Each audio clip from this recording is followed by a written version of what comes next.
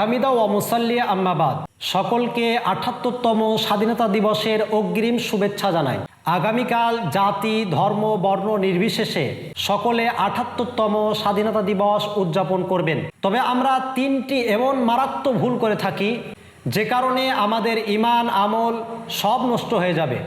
নম্বর ১, জাতীয় পতাকা উত্তোলনের সময় আমরা অনেকেই হাততালি দিই, যা ইসলামিক কৃষ্টি কালচার নয়, এটি হলো ইহুদি খ্রিস্টানদের কৃষ্টি কালচার। সুতরাং এটি বর্জনীয়।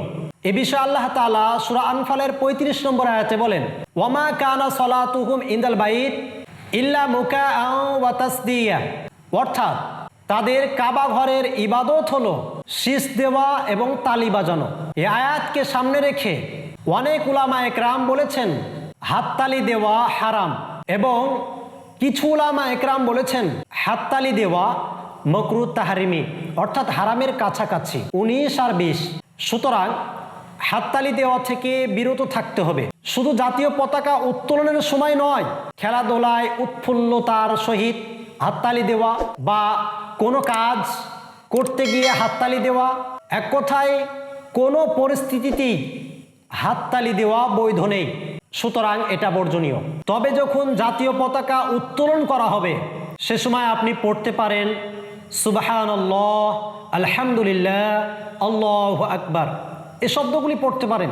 দ্বিতীয় বিষয় হলো আমরা সকলেই জাতীয় সঙ্গীত পাঠ করে থাকি। এই জাতীয় সঙ্গীতের মধ্যে একটি বাক্য রয়েছে, বাক্যটি হলো এই, ভারত ভাগ্য বিধাতা। এ বাক্যের অনেকে অনেক রকম ব্যাখ্যা করেছেন, কিন্তু এ বাক্যের ব্যাখ্যা যদি আমরা এমন নিই, ভারতের ভাগ্য নির্ধারণকারী, তাহলে ভারতের ভাগ্য নির্ধারণকারী কে? সেটা আল্লাহ। সুতরাং জাতীয় সঙ্গীতটি পাঠ করা আমাদের জন্য বৈধ হয়ে যায়।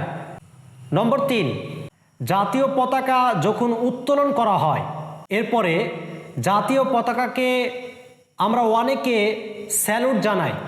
জাতীয় পতাকাকে স্যালুট জানানোর সময় খেয়াল রাখতে হবে যেন মাথা নত না হয়ে যায়, কারণ এটি ইসলামিক কৃষ্টি কালচার নয়। আর যদি মাথা ঝুঁকে যায় তাহলে শিরকের গন্ধ থাকে, আর যদি শিরক হয়ে যায় আল্লাহ তাআলা শিরকের গুনাহ ক্ষমা করেন না।